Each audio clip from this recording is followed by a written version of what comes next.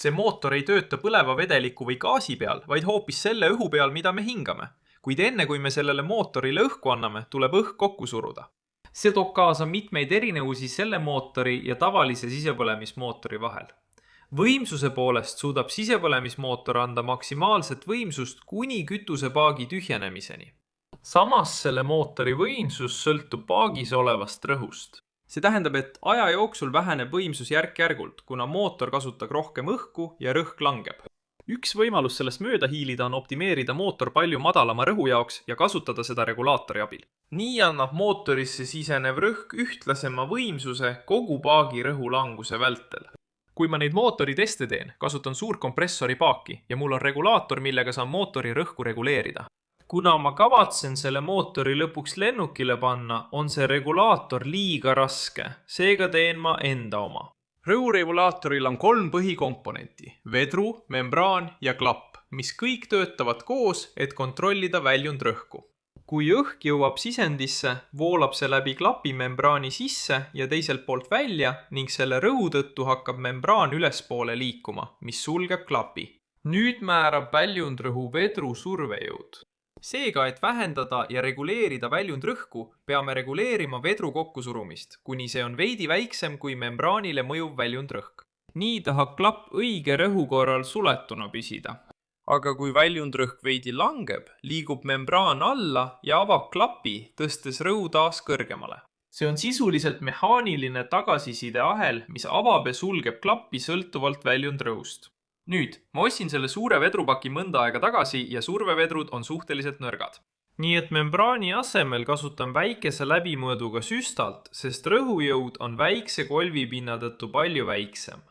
Ja see regulaator on tõesti pisike ning kaalub vaid umbes 75 grammi, mis sobib ideaalselt lennuki jaoks, mida ma ehitan, eeldusel, et see muidugi töötab.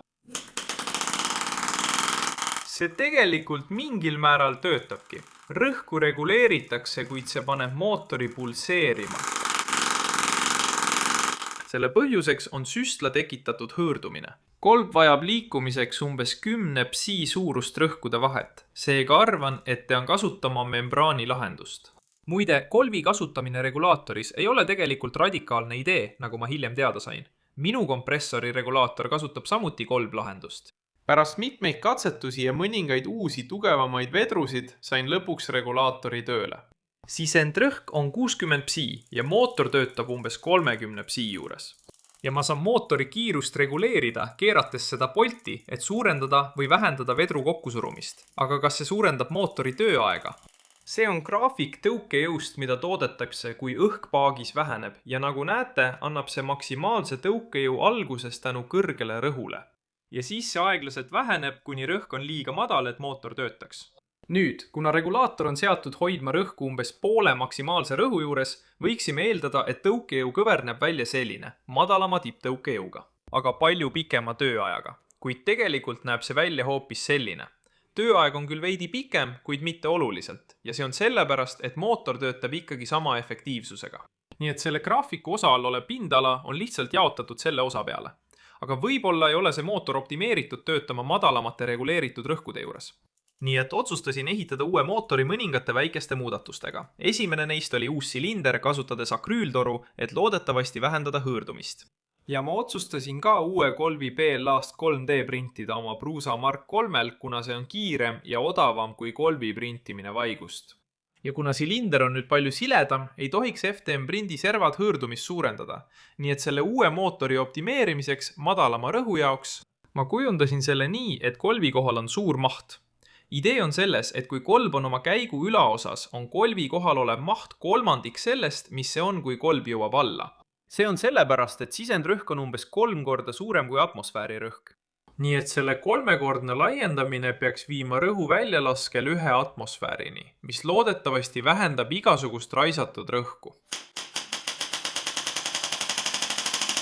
Aga sellel mootoril on palju vähem tõukejõudu kui vanal, mida ma alguses ei suutnud mõista. Kolv ja silinder peaksid tekitama vähem hõõrdumist ning tänu paisumisruumile kasutama ka rohkem õhku iga tsükli kohta, mis peaks suurendama võimsust. Aga siis ma sain aru. Teine suur muudatus sellel mootoril on silindri peas olev vedru, mille ma hiljuti lisasin, kuna see aitab hoida kuulventiili suletuna. Kui kolb seda lahti ei suru, 2 mootori aegluubis vaatamisel ei paista nende vahel suurt erinevust olevat. Aga kui me analüüsime kaader kaadri haaval, näeme sisselaskeklappi ilma vedruta. Jääb murdosa sekundiks kauem lahti, lastes rohkem õhku silindrisse, mis tundub olevat vähem efektiivne, kuna rohkem õhku läheb raisku väljalaskekanalitest välja. Siiski arvan ma nüüd, et minu paisumislahendusel võib olla varjatud ebatõhusus. Siin on meil 2 mootorit, millel on identsed kolvi ja käigu mõõtmed, kuid vasakpoolsel mootoril on paisumismaht kolvi kohad.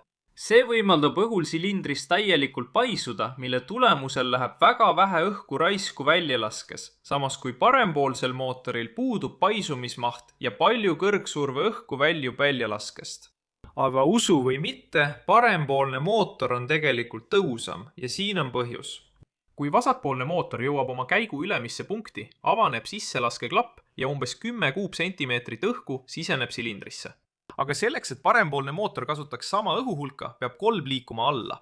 Nüüd on mõlemad sisselaskeklapid suletud ja mõlemad mootorid on kasutanud sama 10 kuupsentimeetrit õhku. Siiski toodab parempoolne mootor palju rohkem pöördemomenti tänu oma väntvõlli nurgale. Ja isegi siis, kui vasakpoolne mootor pöörleb samale väntvõlli nurgale, on rõhk silindris nüüd vähenenud ning seetõttu on pöördemoment kogu pöörde vältel ikkagi väiksem. Parempoolne mootor tarbib sama palju õhku, kuid toodab umbes 2 korda rohkem pöördemomenti kui vasakpoolne mootor. See võib esmapilgul tunduda ebaloogiline, kuid kõik sõltub rõhu paisumise ja väntvõlli nurga nihke sobitamisest. Nii et ma ehitasin selle uue mootori, millel pole vedru ja kolb peaaegu puudutab silindri ülaosa oma kõrgeimas punktis.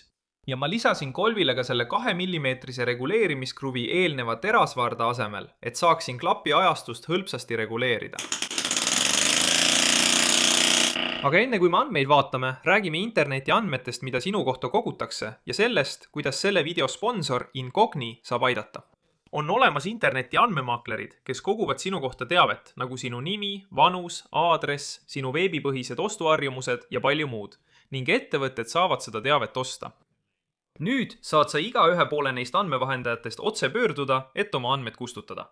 Kuid nende suur hulk teeb selle väga keeruliseks ja aeganõudvaks ning just siin saab selle video sponsor Incogni sind aidata. Incogni pöördub sinu nimel kõigi andmevahendajate poole, et taotleda sinu isikuandmete kustutamist. Ja kuna paljud andmevahendajad koguvad sinu andmeid pidevalt edasi, pärast kustutamistaotlust jälgib Incogni turgu ja esitab korduvaid eemandamistaotlusi, kui ilmub uus kirje. Just see teebki nende aastase tellimuse nii oluliseks. Sest see ei ole lihtsalt ühekordne sinu andmete kustutamine, vaid pidev automatiseeritud teenus, mis tagab, et oled internetis kaitstud. Esimesed 100 inimest, kes kasutavad allolevas kirjelduses olevat koodi või linki, saavad Incogni teenuselt 60% soodustust. Aitäh Incognile selle video toetamise eest ja minge vaadake neid allolevas kirjelduses oleva lingi kaudu. Niisiis, peale selle, et see uus mootor töötab väga hästi, otsustasin ma testida, kuidas kolvisõrm mõjutab jõudlust.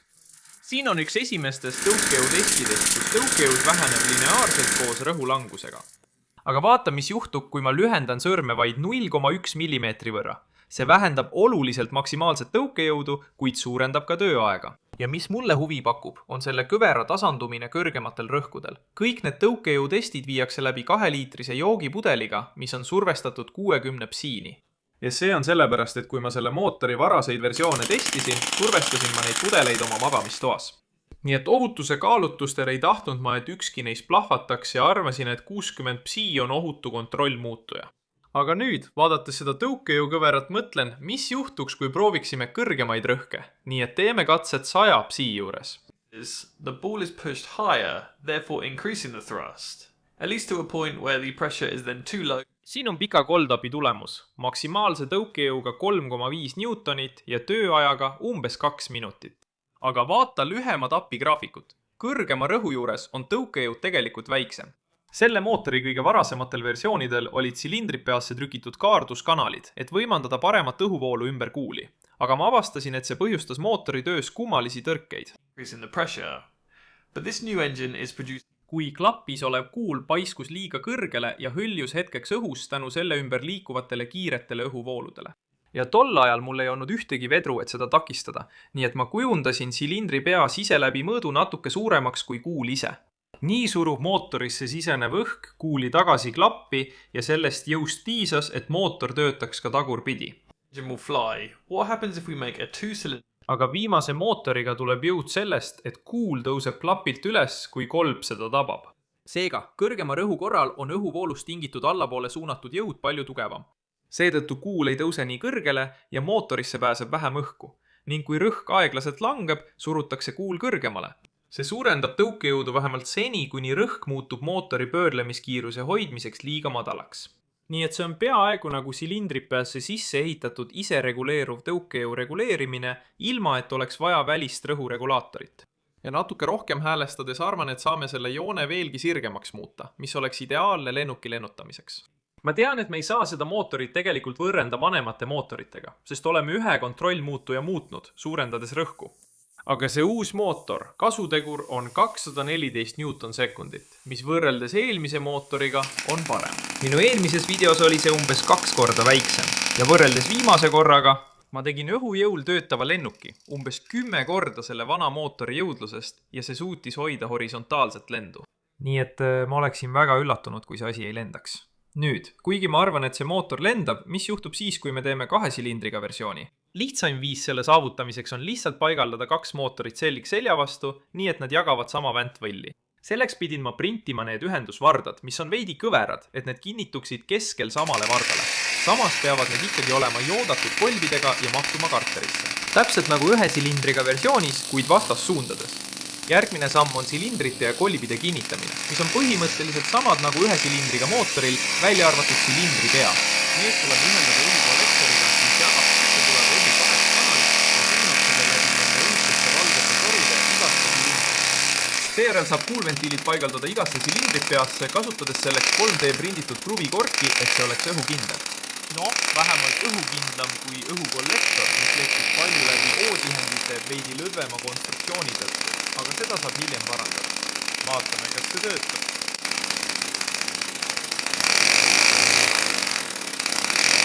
Kuigi see töötab, on midagi siiski vale. Mootoril ei tundu olevat rohkem jõudu kui 1-silindrilisel mootoril. Ja tundub, et ainult 1 silindrile koguneb kondensaat. Igatahes selgus, et kui ma liimisin toru 1 silindripeasse, blokeerisin selle kogemata liimiga, nii et 1 silinder ei saanud üldse õhku. Nii et uue silindripea ja õhukollektoriga oli mootor nüüd täiesti õhukindel ja kõlas palju paremini. I think I know what I'm going to stick on a plane. Thank you very much for watching.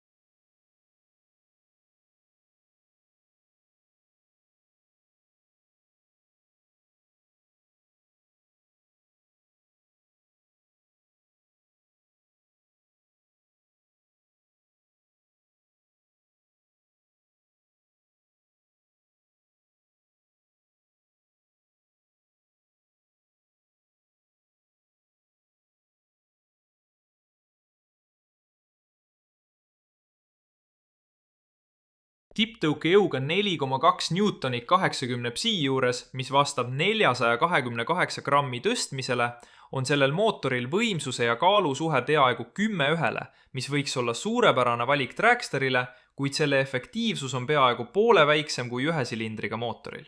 Ma arvan, et tean, mida ma lennukile panen. Suur tänu vaatamast!